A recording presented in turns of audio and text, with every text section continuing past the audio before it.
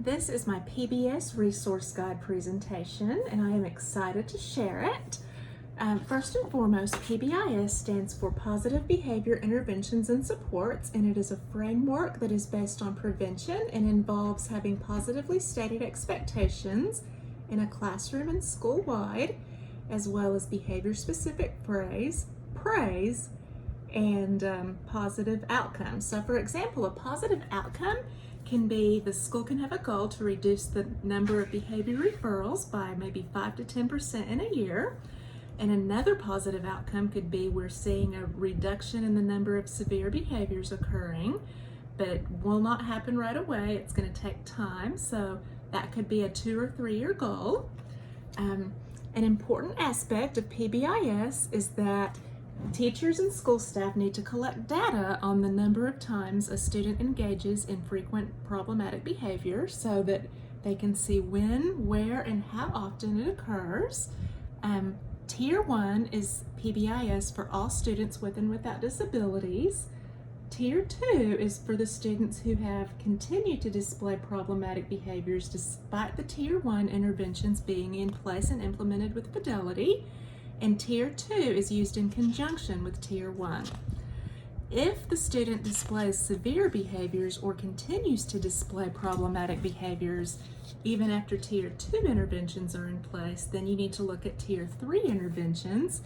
And as you can see right here, the Tier 3 is for students with not only severe problematic behaviors, but also the behaviors that put the safety and well-being of other people at risk.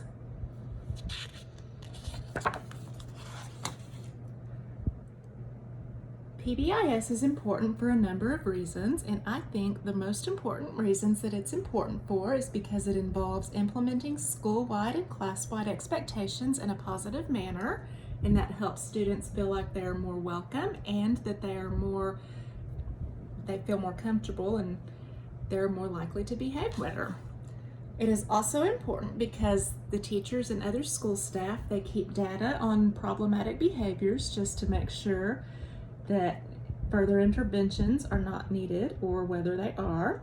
And PBIS is an evidence-based practice, and research has shown that it is very effective in improving behavior school-wide.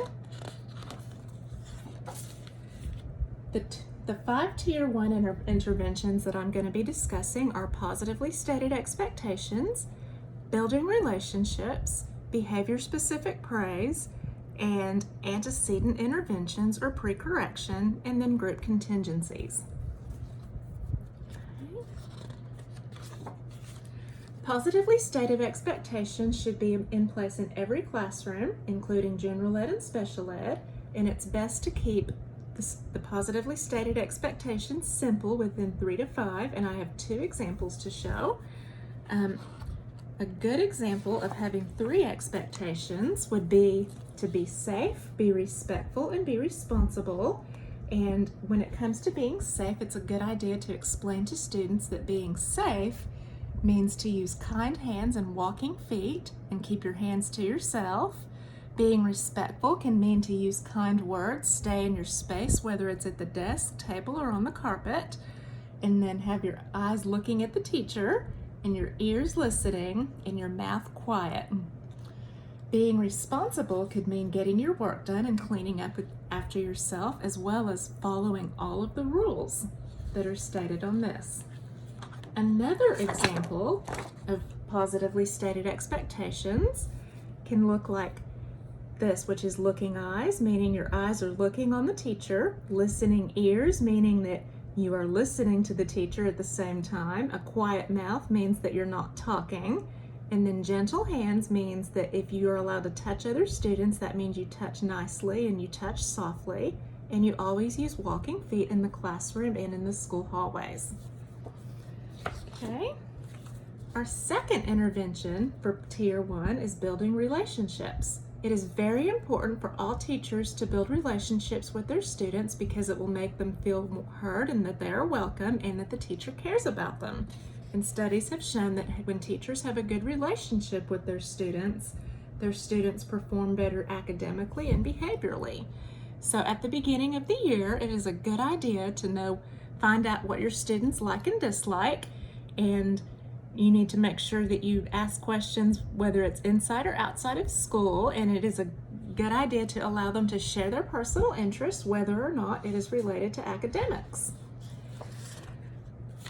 A getting to know you sheet that I have created looks like this. I have put favorites for colors, food, and subjects, and then recess activity, and then it asks, what are you most looking forward to this school year? Instead of asking them what they did over the summer, I decided to do what are some things that you are good at and what are you most looking forward to this school year to make it more trauma informed.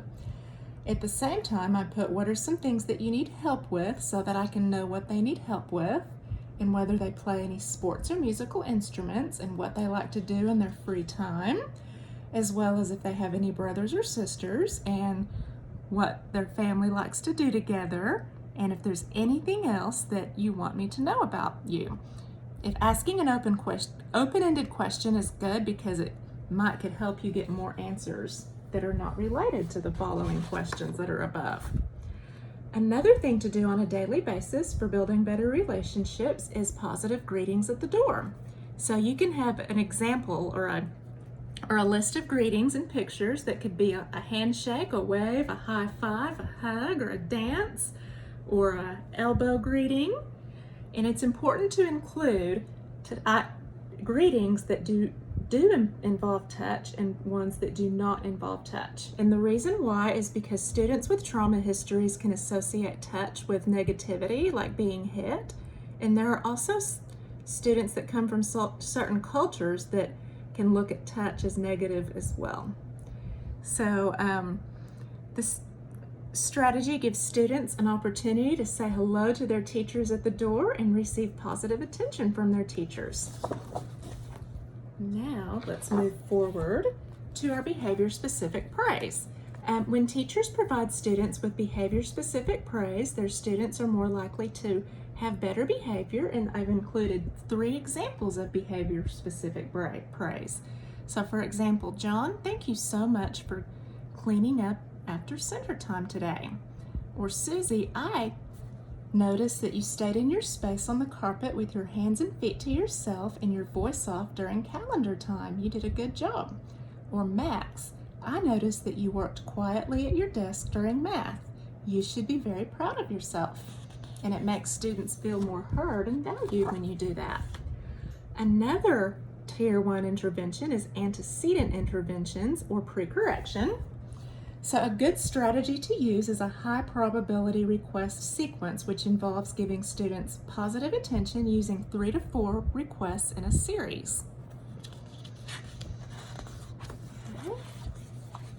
An example of the high probability request sequence is the first step is to make eye contact with the student and say his or her name.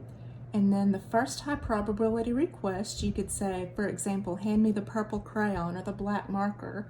And then once the student hands you the item, you immediately thank him or her. After that, you're going to use another high probability request, such as sit down and then stand up, or vice versa. And then immediately thank the student for sitting down and then standing up. The third high probability request could be something like push in your chair and stand behind it and immediately say to the student, excellent and thank you. The last step is to use a low probability request, such as it is time to line up for recess or specials or lunch or dismissal area. And then you can tell the student, let's walk to your lineup number, or if it's time to sit at the carpet, let's walk to your carpet spot. So, and after the student follows the low probability request, give behavior-specific praise, such as, I really like how you followed directions and walked to your lineup number or carpet spot. Our final intervention that I have included is group contingencies. So the group contingency is a positive and proactive classroom management strategy that encourages and supports appropriate school and social behaviors. So research has shown that group contingencies are good for teachers to change their own behaviors as well, because it helps them to focus more on positive student behaviors. Let's look at an example. Okay. In group contingencies, the students are placed in a team. So let's say you have a class of 20, you can have a group of 5 or 5 groups of 4, and every student in each team has to display the positive target behaviors, including sharing materials, raising their hands to speak, listening to the teacher, and getting their work done and cleaning up after themselves, and following directions. Now, if one or more students on a team do not display the targeted behaviors, then that team does not get a point. The requirement is every student on a team has to be following the targeted behaviors in order for the team to get a point. Now we're going to move to Tier 2 interventions. So, as I said earlier, Tier 2 interventions are for students who continue to display problematic behaviors even after Tier 1 interventions have been implemented with fidelity. And now Tier 2 interventions are used in conjunction with the Tier 1 interventions. I've come up with 5 Tier 2 interventions, which include social skills instruction, check-in, check-out, first step to success, check, connect, and expect, and peer-mediated interventions. Tier 2 interventions can be individualized, and they can also be done in a small group, such as social skills groups with the school social worker or counselor. A very important aspect of Tier 2 intervention is social skills instruction. So it is important for students who are on Tier 2 interventions to include social skills instructions. So social skills instruction is also beneficial for students who have deficits in social interaction and communication skills too. And there are lots of items or ways to get social stories. So one good program for social skills instruction is the Stop and Think program, which can be used for pre-K through 8th grade. And it involves survival skills, interpersonal skills, problem solving, and conflict resolution. So for example, if the student has trouble with conversations, then they can work on having conversations. And if they have trouble solving problems when it comes to fixing something or having trouble with a friend, which is conflict resolution, that can be discussed as well. An important note is to get the best results out of the Stop and Think, it's better to use it in conjunction with other Tier 2 interventions like the Check, Connect, and Expect, or the Check-in, Check-out, or the First Step to Success for pre-K, kindergarten, or first grade. And there are also many social stories available for school staff to use with students, and parents can also use social stories with their children at home too. So a good social story book that I have found is the New Social Story Book by Carol Gray, and the new edition has a section for preschoolers and for young adults. And there are many social stories on teacherspayteachers.com. The next step, writing social stories. I wrote a social story about waiting my turn, and it says, sometimes I have to wait my turn when others are playing with a toy that I want to play with. It can be hard to wait my turn. I should do something while I wait my turn so that I do not get bored. While waiting for my turn, I can read a book, draw, color, or play with something else. When it is my turn to play with something that I have been waiting for, I may play with it. I will tell the other person thank you if he or she hands me what I have been wanting to play with. And I cannot wait to share that with a student. The next very beneficial Tier 2 intervention is the check-in and check-out system. So many research studies have showed that this is extremely effective in improving behavior, especially when the function of the behavior is to get attention. So at the beginning of each day, the students who are using check-in, check-out, they get a new check-in sheet from the check-in, check-out coordinator, whether it's the school counselor, social worker, behavior interventionist, or special ed teacher, and they will meet with the student at the very beginning of each day before they go to class. They'll ask the student how they're doing and discuss their goals for the day. Throughout the school day for check-in, check-out, they will check in with their general education teacher after each subject, as well as after lunch, recess, and specials. And each time the student meets with their general education teacher, they do positive feedback. The teacher will give the student positive feedback and what they're doing really well, and then give suggestions for improvement. And then each time they will score the student using this sheet that I have created. So They'll score the student at a 3 if the student needed no or 1 reminder. They would score a 2 if the student needed 2 or 3 reminders to follow the expectations. And if the student was having a hard time and needed 4 or more reminders, the teacher would rate the student a 1. And at the end of the day, the student will check out with the check-in, check-in, check-out coordinator, and that person will determine whether or not they met their point goal for the day, as well as have them take the check-in sheet home to have it signed with a parent, and then the student will bring the signed form back to school each day. So it's a everyday cycle. And the next Tier 2 intervention is the first step to success. And now this program is for pre-K, kindergarten, and first grade. And this is a very good program. It includes universal screening, classroom interventions, and even in-home parent education.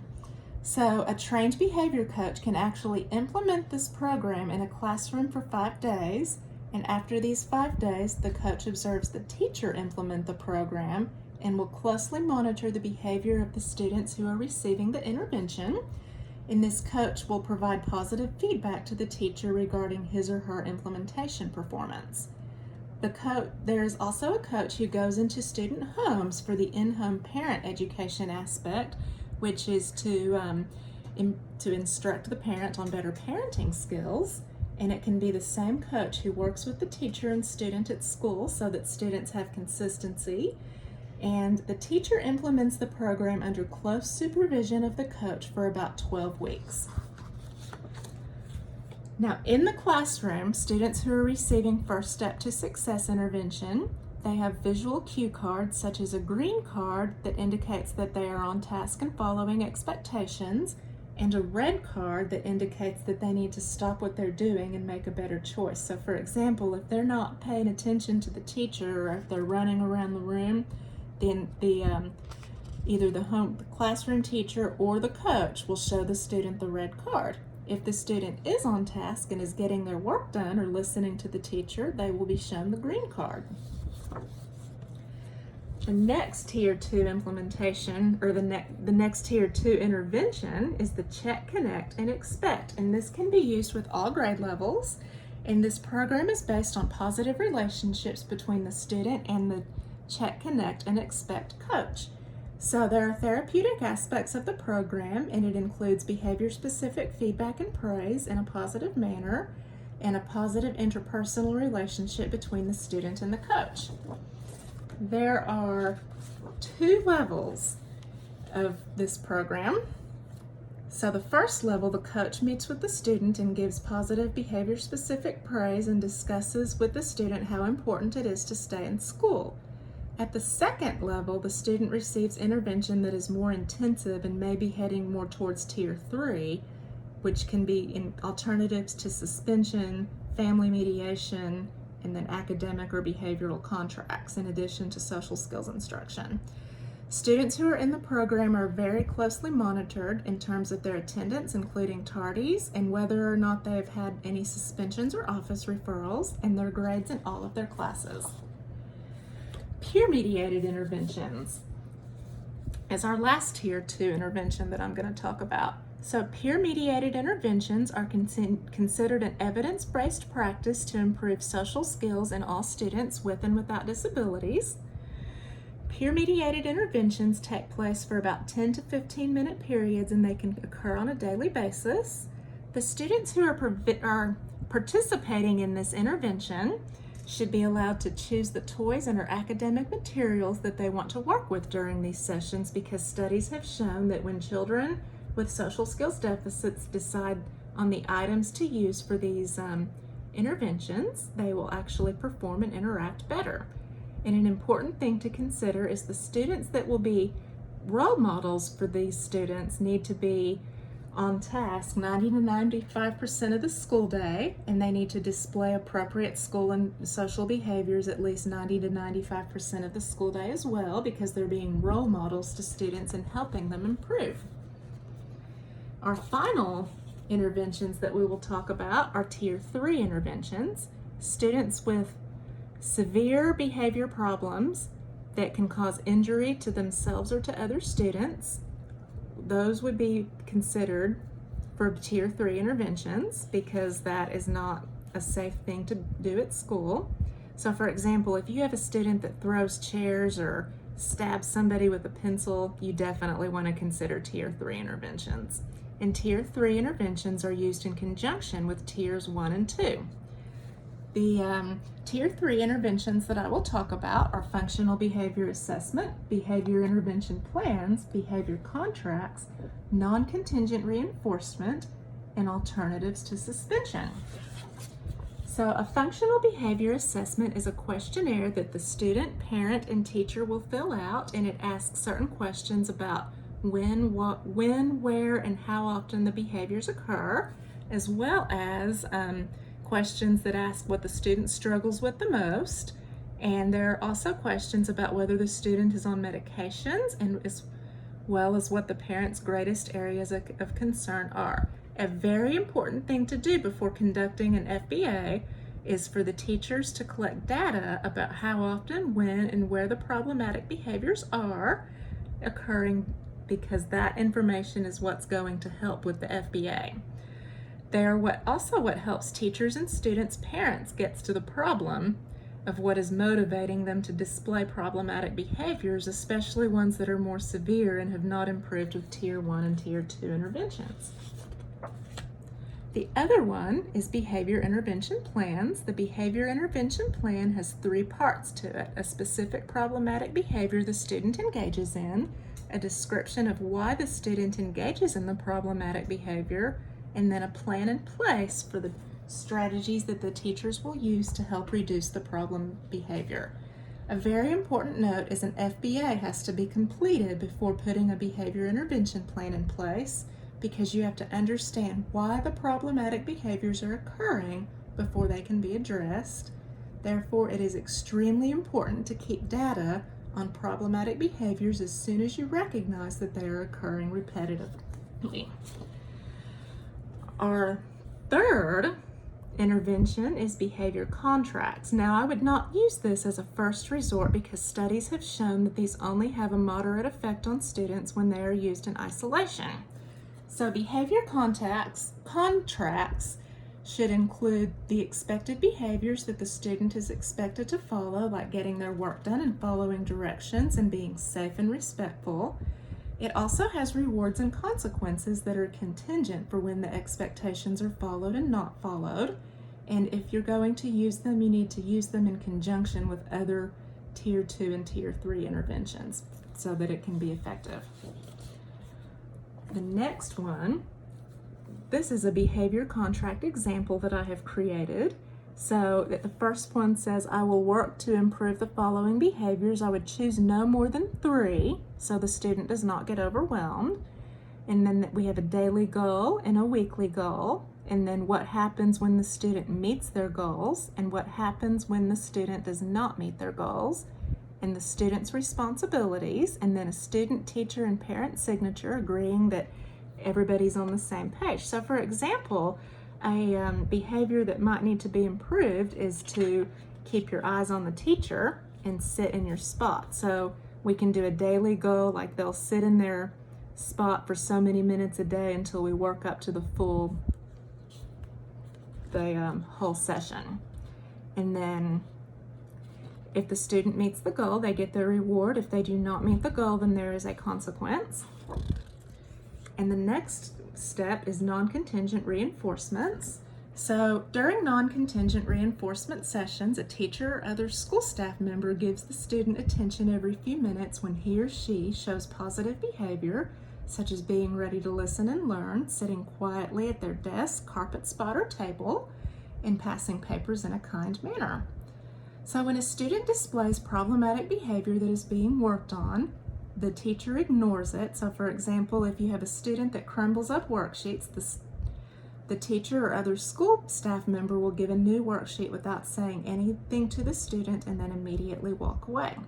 And this is not an appropriate intervention to use with behaviors that can cause injury because it's a safety hazard and it's a good idea to do an FBA to determine why the problematic behaviors are occurring before you start this intervention. Our last intervention is alternatives to suspension, because studies have shown that out-of-school suspension, students not only miss out on important instructional lessons, but they also are more likely to display problematic behaviors to be sent home if they don't want to be in school. So some good alternatives to suspension would be the check-in, check-out system, the first step to success, non-contingent reinforcement, behavior contracts, and social skills training. So, and some schools will have in-school suspension, but not all schools have it, where a student goes to a special room, and during the time that they're in that special room, they cannot participate in any outside school activities. And that concludes my presentation on PBIS, and I had fun putting this together, and I can't wait to implement this stuff in my future classroom.